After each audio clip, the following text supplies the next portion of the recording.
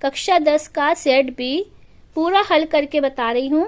सभी बच्चे वीडियो को अंत तक देखें और सभी प्रश्नों के उत्तरों को अच्छी तरह से समझें। रमाम इत्यत्र विभक्ति अस्ति, द्वितीया विभक्ति है रमाम में।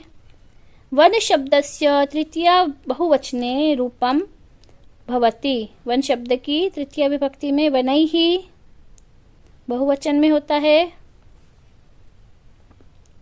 कस्याः पदे विभक्ति अस्ति, कस्याः में चतुर्थी विभक्ति है।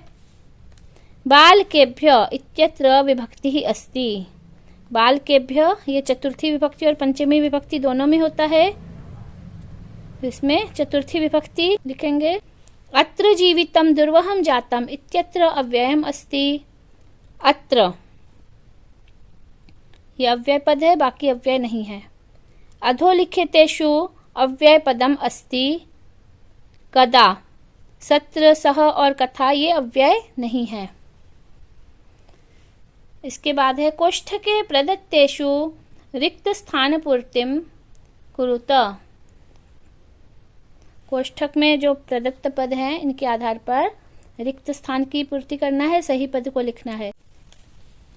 भवतु इत्यस्मिन् पदे लोट लकारः अस्ति, भवतु पद में लोट लकार है, लोट लकार प्रथम पुरुष और एक वचन है। तिष्ठेत इत्यत्र धातु अस्ति, तिष्ठ और स्था, इसमें से तिष्ठेत में स्था धातु है, इसमें तिष्ठ का रूप चलता है, केवल ऋट लकार में स्था होता है, बाकी सभी में तिष्ठ ही रूप चलता है सभी लकारों में। रक्षथः इत्यत्र लकारः अस्ति, इसके केवल ऋट लकार में ही दृष्ट रूप चलता है, बाकी सभी में पश्य चलता है, पश्यति होता है, अपश्यत होता है। अभ्यागतम इत्यत्र अभि उपसर्गः अस्ति, विधिलिंग लकारस्य उदाहरणम अस्ति पिबेः और पिब, इन दोनों में से जो पिबे है ये विधिलिंग लकार का है और पिब लोट लकार का उदाहरण है, तो उसमें सही उत्तर होगा पिबेः। संसरणम इत्यत्र सम उपसर्गः अस्ति। इसके बाद अगला प्रश्न है युग्म मेलनम कुरुत दशाननः, ये बहुब्रीहि समास है, बहुब्रीहि। प्रकृतिरेव, प्रकृति ही एव होता है, विसर्ग संधि है। अनुक्तमपि, अनुक्तम अपि। निर्बलम बलेन रहितम, वृक्षोपरि वृक्षस्य उपरि, षष्ठी तत्पुरुष समास है। महात्मानः, महान आत्मा यशाम। इसके बाद है प्रश्न 4, एक पदेन उत्तरम लिखत। विहाय इत्यत्र प्रत्ययः अस्ति, विहाय में ल्यप प्रत्यय है, ल्यप प्रत्ययः अस्ति। कत्वा प्रत्ययस्य एकम उदाहरणम लिखत, कत्वा प्रत्यय का उदाहरण लिखना है। पठ कत्वा, पठित्वा, गत्वा, दत्वा, पीत्वा, बहुत सारे उदाहरण हैं। सरसः तीरे के वसन्ति, सरसः तीरे वसन्ति। द्रष्टुम इत्यत्र प्रत्ययः अस्ति, द्रष्टुम में दृष्ट धातु और तुमुन प्रत्यय है, तुमुन प्रत्ययः अस्ति। अहम कस्मै जीवनम कामये, अहम मानवाय जीवनम कामये, इसका उत्तर मानवाय होगा। कुशलवौ कम उपसृत्य प्रणमतः, लव और कुश कहाँ पहुंच करके प्रणाम किए थे? रामम उपसृत्य, राम के पास पहुंच करके उन्होंने प्रणाम किया था, रामम होगा इसका उत्तर। अगला प्रश्न है शुद्ध वाक्यानां सम्मुखे आम, अशुद्ध वाक्यानां सम्मुखे न लिखत। वाचि अवक्रता भवेत् इत्यत्र वाचि विशेष्य पदम अस्ति, वाचि विशेष्य है और अवक्रता विशेषण है, तो ये सही है आम। दूसरा है दुर्बले सुते इत्यत्र विशेषण पदम सुते अस्ति, ये भी सही है, सुते विशेष्य है और दुर्बले विशेषण है। विमूढ़धीः इत्यस्य पर्यायवाची सुधीः भवति, विमूढ़धीः का पर्यायवाची सुधीः नहीं है, इसका विलोम है सुधीः, तो ये गलत है, न होगा।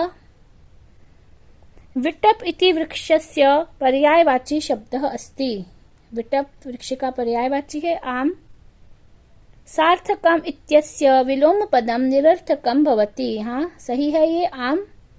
दूषितम इत्यस्य विलोम पदम शुद्धम भवति। सही है आम।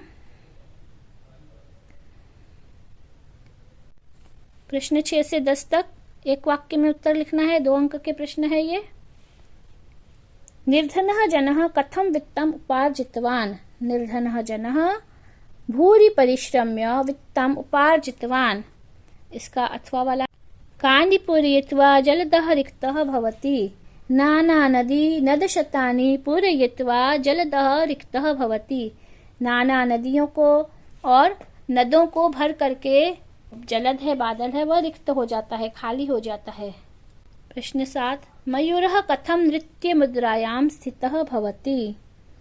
मयूरः पिच्छान् उद्घाट्य नृत्य मुद्रायां स्थितः भवति। अन्ते सर्वे मिलित्वा कस्य राज्याभिषेकाय तत्पराः भवन्ति। अन्ते सर्वे मिलित्वा उलूकस्य राज्याभिषेकाय तत्पराः भवन्ति। सर्वे है बहुवचन होगा। नराणां प्रथमः शत्रुः कः। नराणां प्रथमः शत्रुः क्रोधः। वसन्तस्य गुणं कः जानाति। वसन्तस्य गुणं पिकः जानाति। अस्माकं पर्यावरणे किं किं दूषितम् अस्ति। अस्माकं पर्यावरणे वायुमण्डलं जलं भक्ष्यं धरातलं च दूषितम् अस्ति। भूमौ पतिते स्वपुत्रं दृष्ट्वा माता सुरभिः अश्रूणि मुञ्चति स्म। बालभावात् हिमकरः कुत्र विराजते। बालभावात् हिमकरः पशुपतिमस्तके विराजते। बुद्धिमती केन उपेता पितृगृहं प्रति चलिता। इसका उत्तर होगा बुद्धिमती पुत्रद्वयेन उपेता पितृगृहं प्रति चलिता। अपने 2 पुत्रों के साथ में।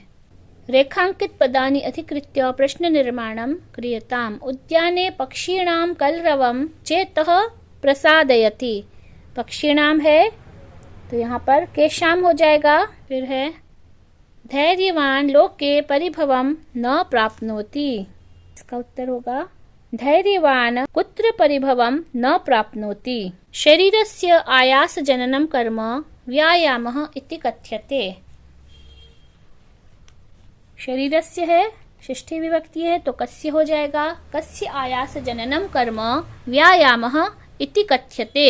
प्रश्न 12 अधोलिखितानि वाक्यानि कः कं प्रति कथयति लिख्यताम्।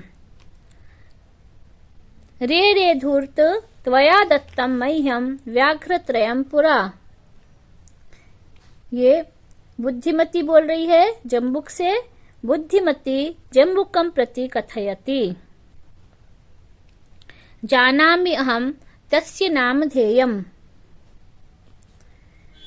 कुशः रामं प्रति कथयति।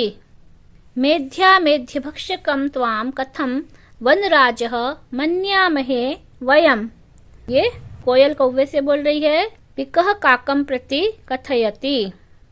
फिर है वाच्य परिवर्तन। निर्देशानुसार वाच्य परिवर्तन करना है। कः छायां निवारयति। इसको कर्मवाच्य में बदलना है तो होगा केन छाया निवार्यते।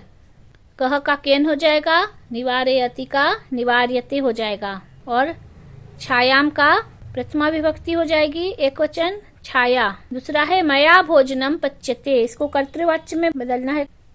अहम भोजनम पचामि।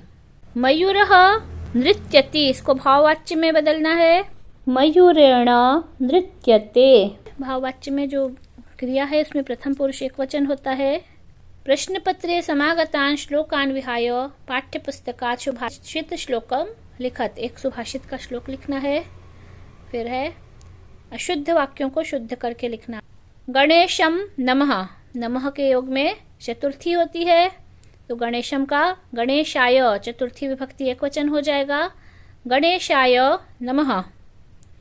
सीता रामम सह गच्छति। सह के योग में तृतीया होती है, तो राम के साथ जा रही है, रामम में तृतीया हो जाएगी। सीता रामेण सह गच्छति। अहम पाठम पठसि। अहम के साथ में हमेशा मी होता है, उत्तम पुरुष एक वचन का रूप होता है। अहम पाठम पठामि। त्वम पाठम पठसि ऐसा भी कर सकते हैं, और अहम पाठम पठामि ये भी कर सकते हैं, दोनों सही है। प्रदत्त शब्दैहि रिक्त स्थान पूर्ति क्रियताम कोपि चत्वारः। वायुमंडलम भृशम दूषितम अस्ति। उलूकः पद निर्लिप्तः चासीत्। तीसरा है तस्य मृत शरीरम राजमार्गम निकषा वर्तते। राजमार्ग में एक निकषा में रखा हुआ था। सह व्याघ्रः तथा कृत्वा काननम ययौ। भवतो जनकम नामतो नाम वेदितुम इच्छामि। सदा समयस्य सदुपयोगः करणीयः। कथाक्रम संयोजन घटना को क्रमानुसार लिखना है। यहाँ 4 वाक्य हैं। जननी तुल्य वत्सला पाठ से है ये चारों वाक्य। कथाक्रम संयोजन के लिए आपको सबसे पहले ये करना चाहिए कि पूरे चारों वाक्य जो भी है आते हैं परीक्षा में, उनको अच्छी तरह से पढ़ लीजिए, और फिर आपको कहानी पता है तो उस कहानी की घटना के अनुसार, जो भी घटना हुई है उसके क्रम के अनुसार इन वाक्यों को ऊपर नीचे करना है। इन चारों वाक्यों में हम देखेंगे सबसे पहले जो घटना में कहानी में हुआ है वह स ऋषभः अलमुढ्वा गंतुम अशक्तः क्षेत्रे पपात। इसके बाद में इतरम इव धूरम वोढ़ुम सह न शक्नोति। ये इसके बाद में हुआ था, नीचे गिर गया था और फिर दूसरे बैल के समान वह भार उठाने में असमर्थ था। इसके बाद में सुरभि माता ने इसको देखा तो बहुत ही दुखी हुई। वो इंद्र से बोल रही है अपना दुखी होने का कारण। बहूनि अपत्यानि में संतीति इति सत्यम यतो ही अन्य अयम अन्येभ्यो दुर्बलः। क्योंकि यह बाकी सभी बच्चों की अपेक्षा मेरे यह बहुत ही दुर्बल है, दुर्बल के प्रति मुझे ज्यादा दया आ रही है। इसके बाद में प्रश्न 18 है, गद्यांश को पढ़ करके उनके प्रश्नों के उत्तर लिखना है। फलम इत्यत्र का विभक्ति अस्ति। फलम में कौन सी विभक्ति है? फलम में प्रथमा विभक्ति और द्वितीय विभक्ति दोनों का एक वचन होता है, दोनों के एक वचन में फलम होता है। यहाँ पर आप द्वितीय विभक्ति लिखेंगे।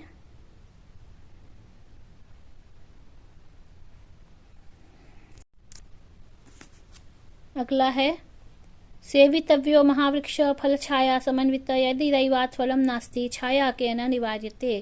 कीदृशः वृक्षः सेवितव्यः? महावृक्षः सेवितव्यः। यदि दैवात् किं नास्ति? यदि दैवात् फलम नास्ति।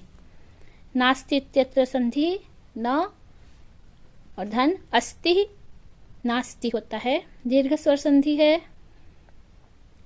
20वां प्रश्न ये गद्यांश के आधार पर है, नाट्यांश के आधार पर। कस्य उदात्तरम्य समुदाचारः अस्ति? रामस्य। इसका उत्तर होगा कुशलव्योः गुरुनाम किम अस्ति? कुशलव्योः गुरुनाम भगवान वाल्मीकिः अस्ति। कः जनकं नामतो वेदितुम् इच्छति? रामः